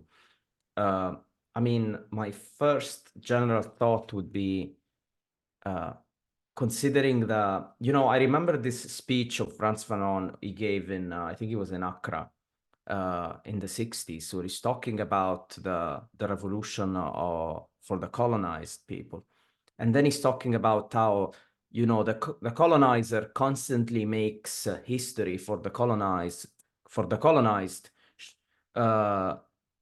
It turns it into a sort of long list of senseless violence and terrorist violence carried out by fanatics, and so on and so forth. And so when we see Al-Aqsa flood taking place on October 7th, we have been completely swamped by this kind of Western and NATO-led propaganda, looking at October 7th and Al-Aqsa flood. And we're like, okay, once again, we're seeing these senseless people, they don't know what they're doing. This is just pure violence, and so on and so forth. The first questions to the two of you on my side would be, when you look at history, when you look and you study history, what are the main lessons that you bring with you, and the history, obviously, of the Palestinian revolution, the main lessons that you bring with you to counter this absolutely irrational and reactionary propaganda that does everything that it can to undermine intellectually, scholarly, and even humanly the struggle for Palestinian liberation? That would be my first question for the two of you. But I have more, but before I move, let's just have them. So I guess, Samar, you can start first with your answer if you have it ready, and then we go to Patrick. Yeah, it's a good question. I mean, I don't know. I read this book, I think Lightning Through the Clouds is really the best resource on Izzeddin al-Qassam if you want to know more about him. But he was from, I forget what town he was from in Syria, but you're correct that he did fight against the Italian colonialism in Libya. He went to study, I believe, he studied in Egypt, I believe, at Al-Azhar. And I don't remember the full timeline, but he was in Syria fighting the French, and was actually there was an order to execute him, I believe. And so he fled to exile to Palestine, and he went to Haifa, which was at that point, many, I don't know exactly what year. I'm trying to find my notes that I think kind of that I have on this, but I think it's 1920s that he goes there. And so like Haifa in the 1920s, of course, like there's many Palestinians who were being displaced from the countryside who were going to work in Haifa. And so he goes there and ends up organizing sort of this class of Palestinians through different ways, but he often did like lectures at mosques, and kind of was in the lead up to the 36 revolt, was organizing kind of resistance cells that, you know, would go on to be sort of the structure that would be used during the revolution. He was assassinated by the British in, I forget the exact year, but his assassination is sort of what is like in the popular history is like seen as the kind of spark of the revolution. And something interesting actually that I remember from this book, which is the Mark Sanigan book, The Lightning Through the Clouds, was his kind of discussion of how basically well, a few things actually, how the author himself kind of criticizes some of the more mainstream historiography of Palestine that focuses more on like the notable class and like the political history of the kind of like Jerusalem elite, for example. So his is sort of like a pivot to look at the kind of national popular form of organizing that Izzeddin Qassam was part of. But the other thing that's interesting is like he's obviously a figure that, like, there's the story of his life, and then there's the story of how he's been carried out, like as a symbol and as a symbol in the Palestinian national liberation movement, like from the 1930s to the present day. And I think something that the book talks about is his he organized actually close, like he organized with the Palestinian Communist Party also at the time. There was like links between him and some organizers there. I can't, because he was working with some of the Palestinian trade unions, I believe, as well. Sorry, this is a bit of a discombobulated response, but oh no, he worked with Najati Sadki. Now I remember, he was a Palestinian organizer in the Communist Party who he was later exiled, but yeah, they worked together apparently, according to this book. Yeah, there's a lot to say about him. I would recommend, if people want to learn more about who he was and kind of his activity from Syria to Libya to Palestine. I'd really recommend that book. And there's also some people who did I believe a podcast about it. I can find the link and send it in the chat. No, thanks. The reason why I asked that question is that, being in Libya after 2011 and how the country has been, NATOified and Dubaiified and so forth, is that there's always the question for us: how do people get their political education? How do people start actually saying that the status quo is not enough? It needs to change. We need to do something. And so that is always a pressing question for me. How do people get their political education? Obviously not through schools, because schools are hegemonized by neoliberal and imperialist forces. So I'm just curious about that. But now moving to Mateo's question, which is on the importance of history and given the context of what's happening in Palestine. So I guess Patrick and then Samar, then we move to the Q&A. The question, if I understand it correctly, was the importance of history to combat the propaganda campaign in response to the Al-Aqsa flood operation. Okay. Well, this only references more recent history, but what I would say in response to that campaign is two things. There's the empirical details of what is being claimed about that event. In my opinion, there's been an invention of a fake reality that has been systematized through propaganda production over time. And then the second one is the question of the moral and strategic dimensions of what took place. So on the empirical point about establishing what actually happened on October 7th, I think if anybody, a lot of my understanding of the issue not only comes from studying Palestinian history, and of course we know the Zionist history of that is a grand lie, starting with land without people for a people without land. But even in US history, there's a lot of precedents to prepare you to confront a campaign like that. For instance, if anybody's ever studied the major assassinations in the 1960s, figures like MLK, Malcolm X, you know that there was this systematized attempt to invent a fake reality and intimidate people who understood that the official story was an insult to your intelligence, to make you feel and seem like you are crazy. And but there was a lot about the claims of October 7th that were clearly insulting to one's intelligence. And so that is the first aspect, to rely on one's sense of history, to know that the media machine can very confidently repeat and hope through repetition to make you feel like you are crazy for pointing out what is obviously ludicrous in their own claims.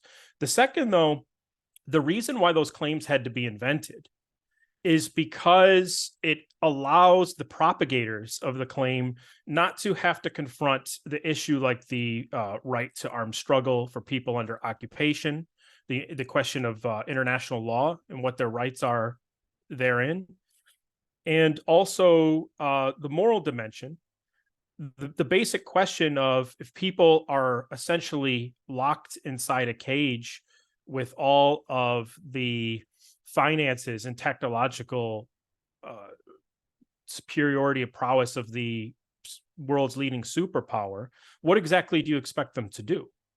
And I think that by propagating the falsehoods that was meant to create a picture of irrational, barbaric, savage violence for no reason, for no strategic undertaking, or for any calculation that has anything to do with politics, that those who propagate it never are confronted with the questions of right to armed struggle under international law, or right to armed struggle to escape a highly technocratic 21st century concentration camp. That question needs to be posed to them. You cannot escape it just by creating this false version of October 7th. It needs to be pressed on them full court. What exactly do you expect people in those conditions in which you are complicit to do?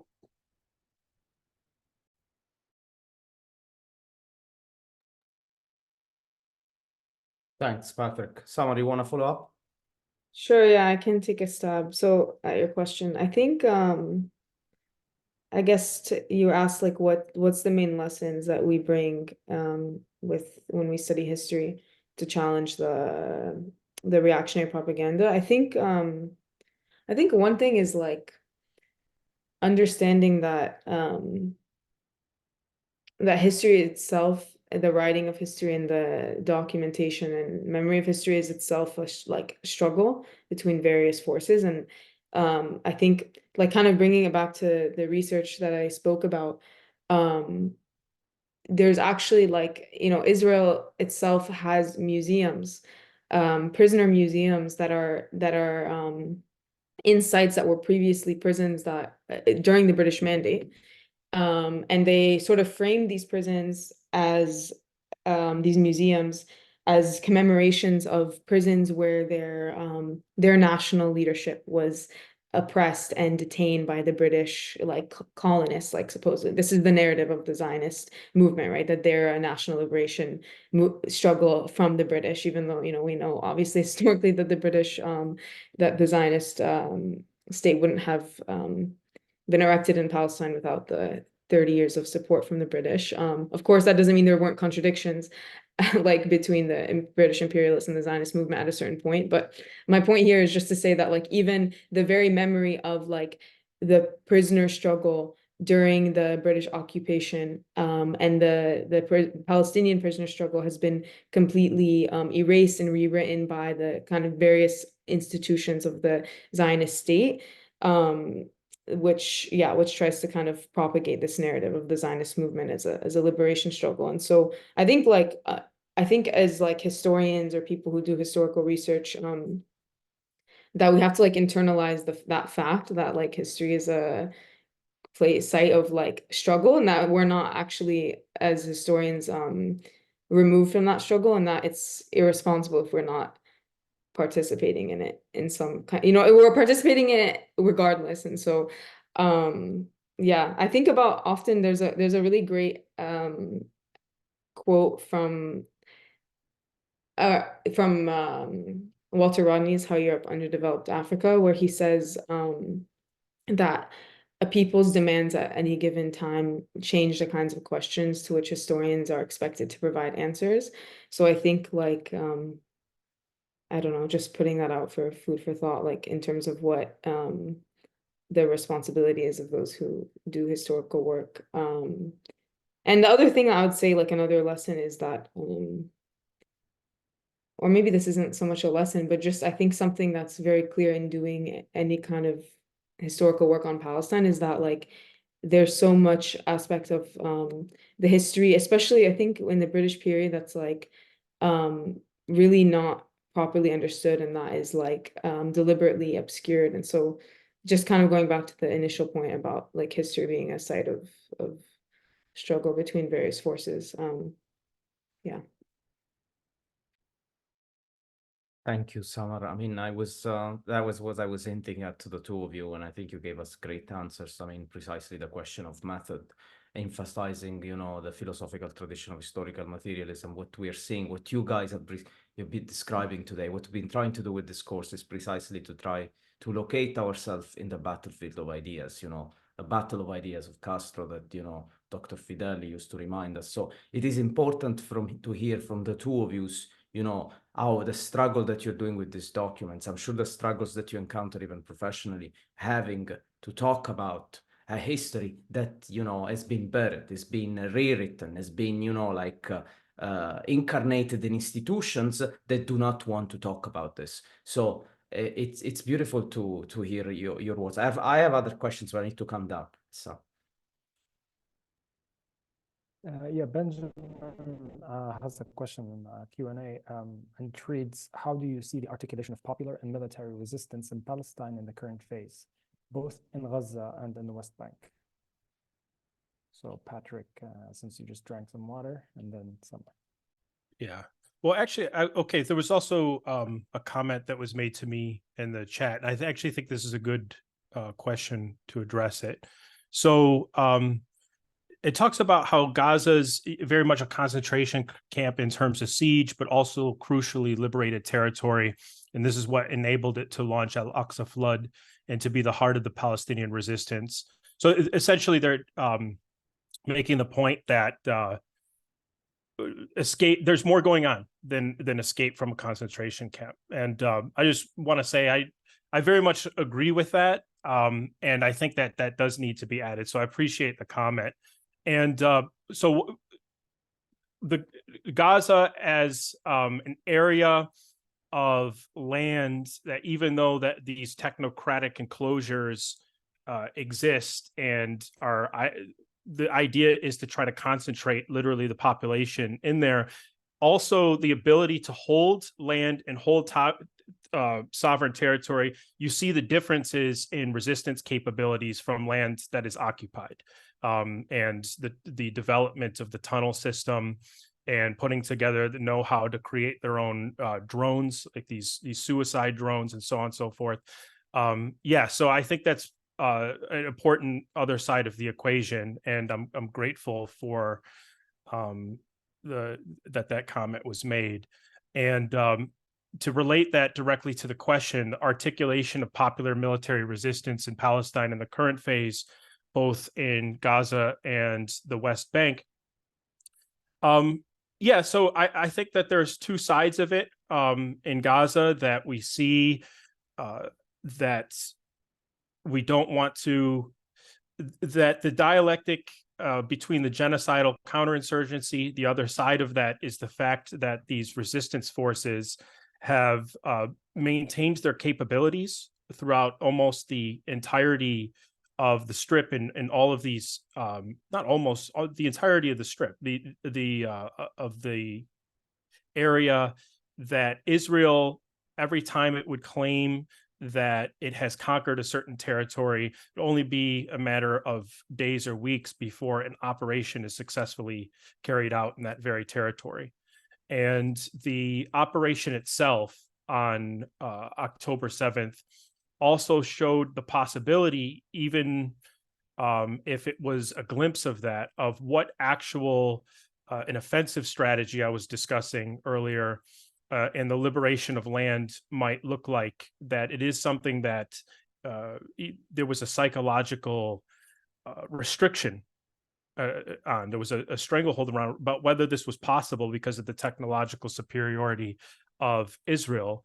And again, that the areas of North Palestine and South Palestine where settlers have vacated, those are areas that we could say are in a stage of liberation because the actual sovereignty of the state has been pushed back physically in those areas.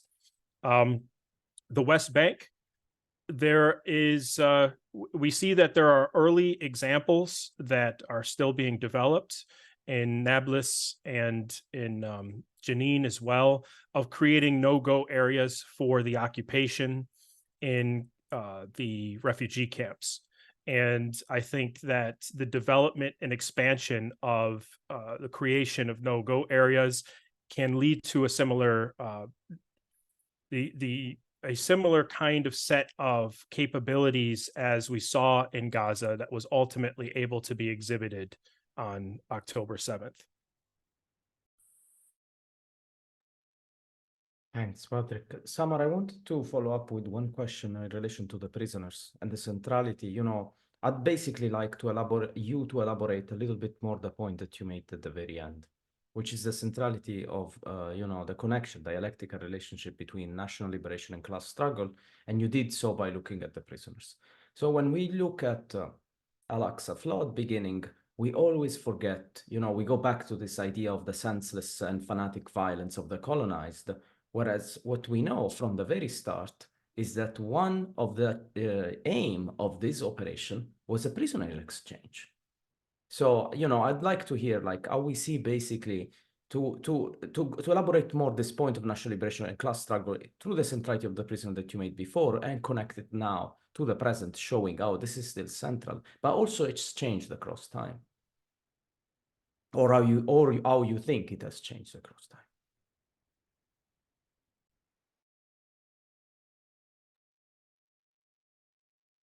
Yeah, so I think part of like the argument I'm making is also just, I think there's a tendency, in some ways it's responding to the tendency, I think, in some of the historical literature to write about the Palestinian struggle in general, but in this particular phase during the British occupation as a national struggle that's evacuated completely of the question of class. And then it tells a history of a particular class and writing that as the national struggle, if that makes sense. And so I think that part of this is like responding to that. But then also like I think something that I've become sort of interested in like through this research, but also like in general is like that this being a question that I think a lot of like anti-colonial Marxist thinkers have taken up is like being the question of the relationship between or the relationship or the incept or them being the same thing actually in the national in a settler or colonial context. And I was gonna actually quote it, but I decided not to. But I was reading like Mahdi Amad's work on the colonial mode of production, and he has sort of an argument where he says basically, I'll read from it because I have it here, but he says that the fact that the principal contradiction in the social colonial structure lies in the realm of national anti-colonial struggle does not at all negate that this movement of contradiction is one of class struggle. On the contrary, the national contradiction is the historical form taken by the class struggle in a colonial society. Moreover, this absolutely does not mean that class contradiction was substituted by a national contradiction. This is a reactionary bourgeois idea that seeks to negate the class struggle in a colonial society and in the struggle's movement towards national liberation. So what we mean to emphasize here is that the existence of class struggle in any social structure is a particular existence. The struggle for national liberation is the sole historical form that distinguishes class struggle in the colonial structural formation. And he sort of goes on to say that the designation of the national liberation movement as a nationalist movement in which the nationalist character overshadows the class character, or in which the class character almost ceases to exist, is in itself a class-based designation and a product of petty bourgeois ideology. And so I think that this is like an important intervention for, and he's not the only person who wrote about this. This was actually a concern that the Palestinian left like was writing about as well, and actually they articulate themselves, like the Palestinian left articulated national struggle as the form that class struggle takes in the Palestinian context, in the sense that it's being waged by the majority of the nations dispossessed, by the refugees, by the peasants and the workers. And so I think that this idea is one that like correlate. It's not just about like arguing with maybe like bourgeois nationalist scholars who, you know, it's actually the kind of ideas that actually map onto like history the most accurately. So yeah, this is I guess how I'm thinking about it, and in the context of the prisoner struggle is that like I think also the prisoner struggle in this period is maybe seen as like purely through the form of like repression, but not as much through like the fact that prisoners were part and parcel of the basically of the colonial development model that was using their labor to develop like the nascent settler state. And so I think that that's that kind of historical reality like kind of has to push us to think about how we understand the prisoner struggle in a different way, like not just the prisoner struggle, but how we understand this, what I'm trying to talk about, or what I'm saying about like national liberation as a form of class struggle, that these were in fact like sites that were holding like some of the like main leadership of the resistance, and that were also being regularly targeted by the resistance. And yeah, I don't know if that is clear. I don't have it fully also thought out. I think that this is a topic that requires more like expansion, and that can't also like, I think to your point on asking about how this has changed over time, is that it can't be like necessarily abstracted, like it has to be grounded in the historical relations and in a given period. Yeah. And yeah, and I guess to your question on like over time, how this has changed, I mean, I think it is, I think I need to think of your question a little more, like the latter part of it, but yeah, I think the point I was trying to make more overall is just that, and it wasn't something that clicked until like preparing this presentation really, but that like we have to, yeah, that this really is like has been a primary strategy or tactic, I guess, of resistance over time, is the release of prisoners. Yeah, and obviously the context I'm talking about is much different from the post from October 7th, but it is a connection that should be made and understood just in terms of understanding the continuity, I guess, of like resistance over time. I have a question that's kind of maybe we're gonna have to extend maybe 5 more minutes and take your time, Patrick and Samar, if I may. And it's related to Patrick's, actually, even right now, Arlene's comment and Samar is that the necessity of contextualizing the present in history as well. And this is something that has to do with how people frame resistance should be, and it should be idealized. Like, oh, it shouldn't be violent and should be perfect and from a Marxist perspective or whatever. So in much of a quotidian resistance discourse, there's kind of an over-reliance on nostalgic formulations that see resistance today ought to imitate the nature and the modes of struggles of the past. So in Patrick, you highlighted the necessity of looking at history and not necessarily replicating history. So can you tell us a little bit more about the impact of how nostalgia is being used on the impact of it on today's political struggle, and it's also how it actually impedes political struggles when people start talking about, oh, how the resistance used to be?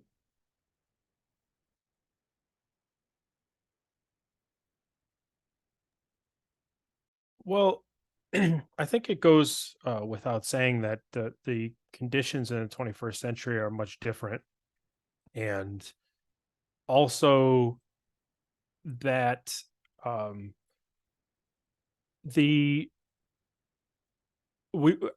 I think that the resistance axis, the current role that it plays in the region, it's somewhat heterodox ideologically. Okay. You have the South Lebanese resistance and the resistance in Gaza, and but then you also have let's say a holdover from the Arab nationalist development in the form of the Syrian Arab Republic, and then you have the Islamic Republic of Iran.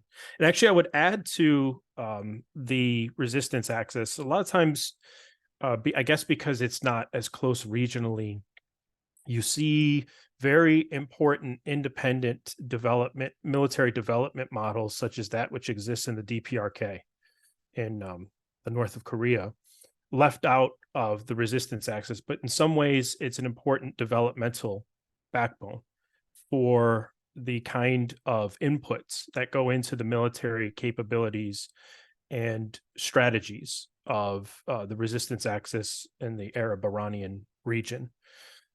You cannot separate, in my opinion, the durability of the DPRK's position on Palestine, which has endured and remained the same throughout various waves of global counter-revolution, including the overthrow of the Soviet Union. It's maintained a full liberation position. And I think that you cannot separate that actually from the internal model of sovereign development that they were embarking upon as far back as the 1940s and then after the 1950s, because the state was developed on the model that is the agrarian programs, as well as the industrial development of having all of its own, most of its own inputs, right? That it's not dependent on US markets. And then also it developed its military strategy in distinct opposition to the features of the US-led world system. So what I'm saying there is that despite the ideological heterodoxy of the resistance axis in the region, we see that the lessons of communist programs like People's War, okay, because Kim Il-sung started in the Chinese Communist Party, that knowledge is now in a new context and in a superstructural ideological sense being given to very different organizations today, that there's still this continuity of struggle and military know-how. So I would say in that spirit that the ideological development of many of the resistance forces is also changing quite a bit, and that Hamas and the Gaza resistance, that you see that there's been over time this turn towards Islamic framework for Palestinian nationalism. In Ansar Allah, we see that their leadership takes great interest in the history of socialist development. So this is, I want to say, political education happening in the heat of direct battle with US-led imperialism, and it's a process that's far from over.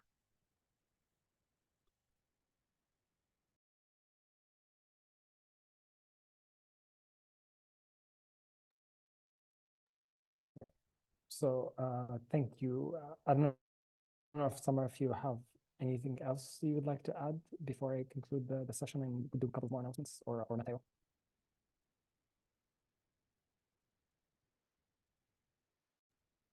No, I'm all good. I'm all good.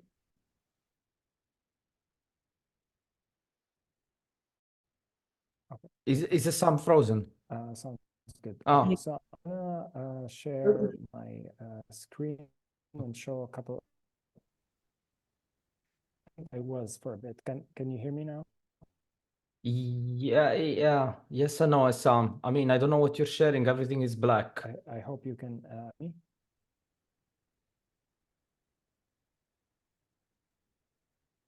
Share kind of the program of what's happening in the next couple of days. Let me see. Yeah, now we can see that. Yes. Perfect.